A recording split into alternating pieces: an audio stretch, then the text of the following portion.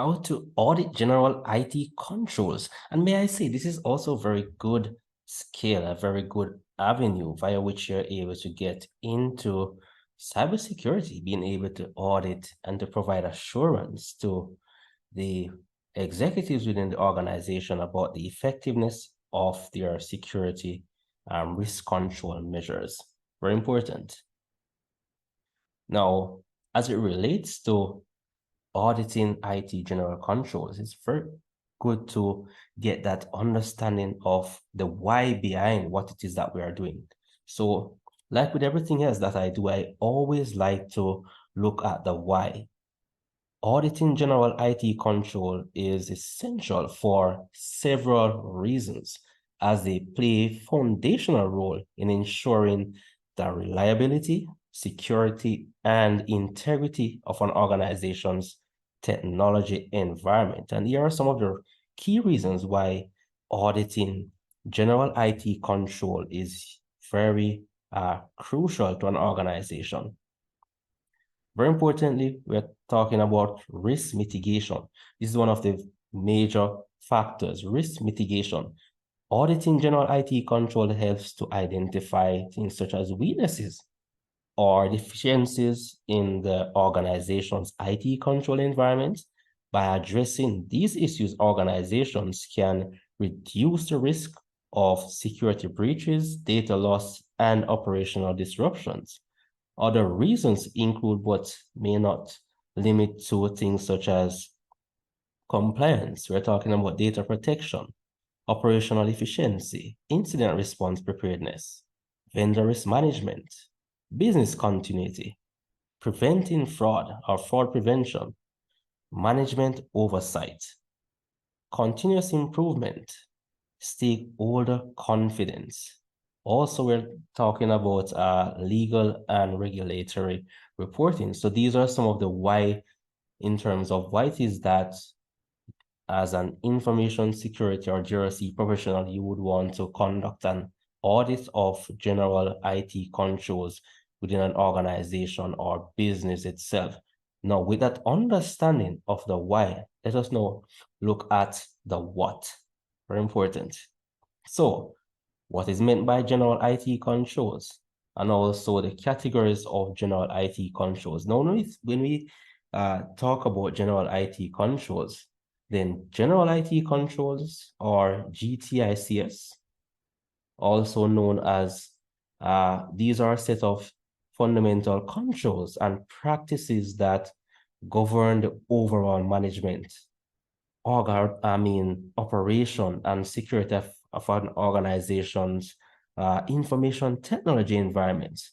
And these controls are essential for ensuring the reliability, security, and integrity of an organization's IT systems and data. And general IT controls are distinct from application controls, which are specific to individual software applications and focus on transaction processing and data accuracy.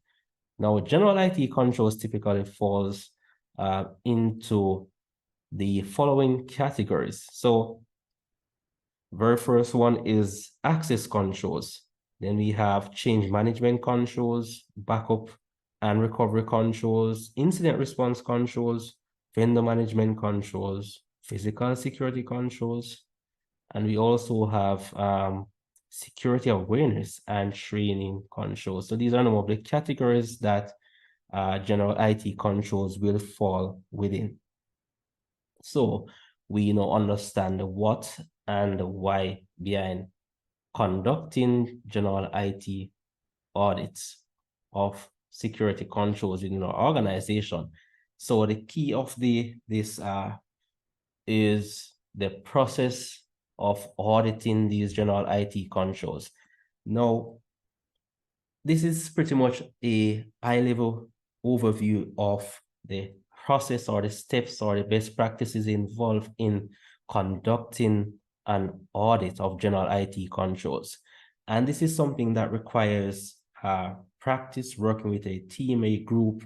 I suggest pretty much looking at samples of controls and starting to practice. So Once we understand this process, then we're going to be looking at an exercise that actually shows or clarifies much of what it is that is involved in auditing general IT control. So the very first thing as it relates to the process of auditing general IT controls guided by the best practices, that you want to understand the IT environment. Then you want to identify the in-scope systems. You want to review existing documentation, conduct interviews, document processes, review process flows within the organization, identify and communicate gaps that you have identified between the existing requirements and those that are required. Then you have finalized the ITGC, which is the IT General Control Flows and Risk. Then finally, you have test controls and evaluate vulnerabilities. Now, all this requires that you take time to explore in depth all of these steps involved, which goes far beyond the context of this video itself. Now, in addition to all of these steps or processes or best practices for conducting an audit of general IT controls, then you want to consider things such as you want to create a detailed audit plan, looking at assessing the control environment, identifying your key general IT controls, conducting your risk assessments, documenting and testing your controls, looking at various sample selections, evaluating change management, reviewing your access controls, things such as data security and privacy, incident response and disaster recovery, vendor management, document findings and recommendations, also reporting and communicating your results, following up and monitoring, continuous improvement. So by following all of these best practices, steps, procedures, then you as an auditor,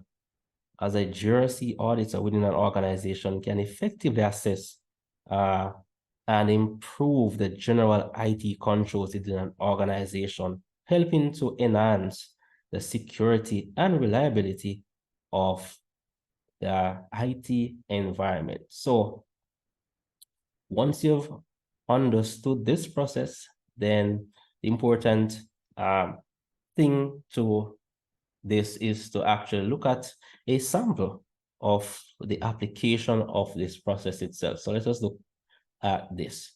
So what is involved?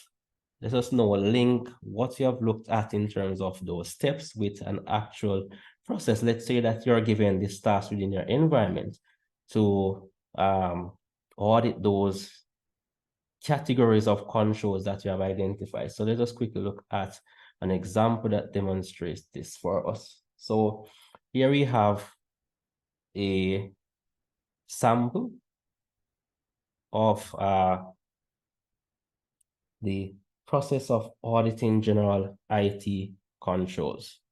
So as you're noticing in this case, we have, for example, access control. So in this process of auditing IT general controls, then it says that access controls. So the audit approach would be that you review access control policies.